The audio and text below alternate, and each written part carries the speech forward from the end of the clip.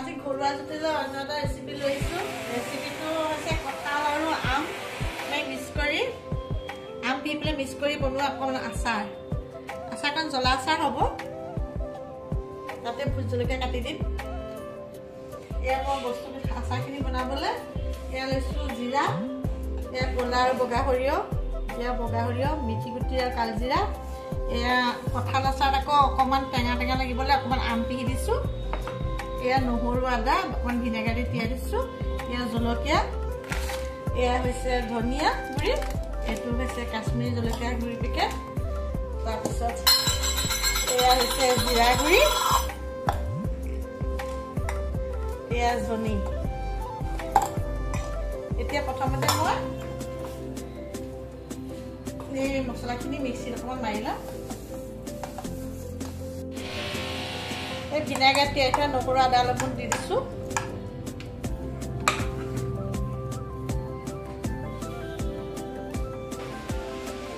প্ৰথমে মই গেছত কেৰাহীখন কাটি লৈছোঁ অকণমান।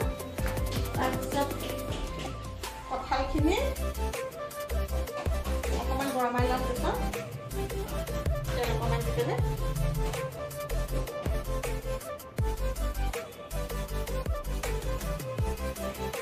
তেল বেছি দিয়া নাই, ইয়াত কমকৈ দিছোঁ তেলটো। আৰু কঁঠালখিনি মই বেছি দেৰি শুকোৱা নাই, অকণমান দেৰি বইল কৰি লৈছোঁ। বইল কৰি আধা ঘণ্টামান ৰ'দত ৰ'দাইছোঁ কঁঠালখিনি। আমখিনি আকৌ একেবাৰে ৰ'দোৱা নাই, কেঁচা আমে দি দিছোঁ। কঁঠাল আৰু আম মানে টেঙা খালে আৰু জ্বলাটো আটাইকেইটা মিলিলে আচাৰখন ধুনীয়া হয়। এয়া নহৰু এনেকৈ থৈ লৈছোঁ। শুকান জলকীয়াকেইটা দি দিছোঁ।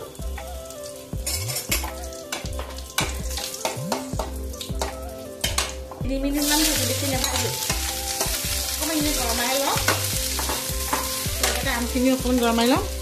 আমখিনি কেঁচা ৰ'দত নিদি আম যে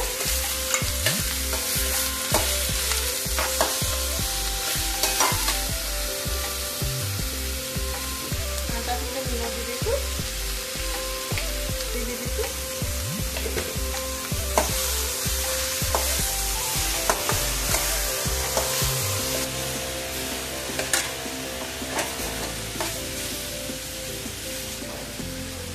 লগতে জলকীয়াকেইটা খাই দিছোঁ।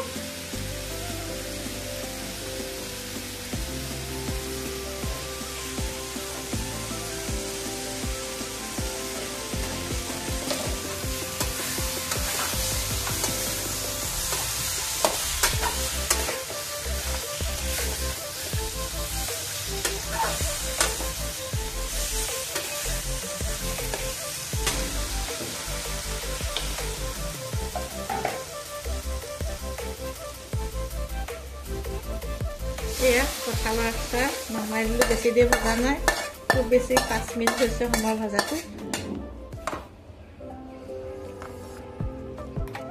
এয়া মিক্সিত পিছা সৰিয়হখিনি দি দিছোঁ।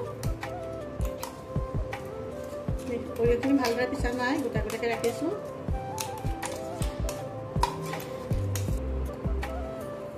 এয়া জিৰাখিনি ভালদৰে গুড়ি কৰা নাই, গোটা গোটাকৈ ৰাখিছোঁ অলপমান। জনিটো আকৌ কেঁচাকৈ দিওঁ, যদি চেণ্টটো তেতিয়া পাব।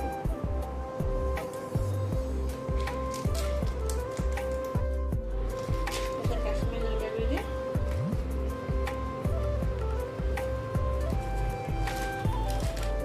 ধনিয়া গুড়ি দিছোঁ।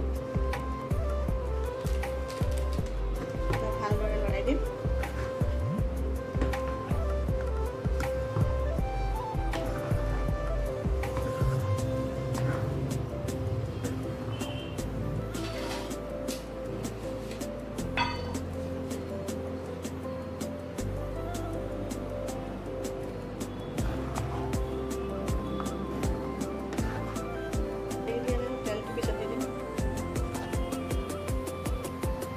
এয়া কঁঠাল আচাৰ হৈ গ'ল। তেলটো খালি এতিয়া দিয়া নাই, কালি মানে দিলেও হ'ব তেলটো এদিনৰ পিছত।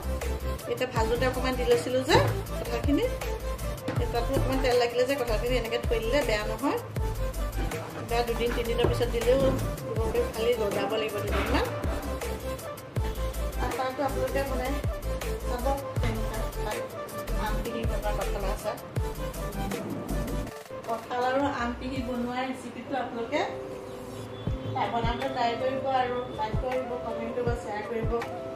কেনে খাই চাব বনাই পেলাই কেনেকুৱা হয়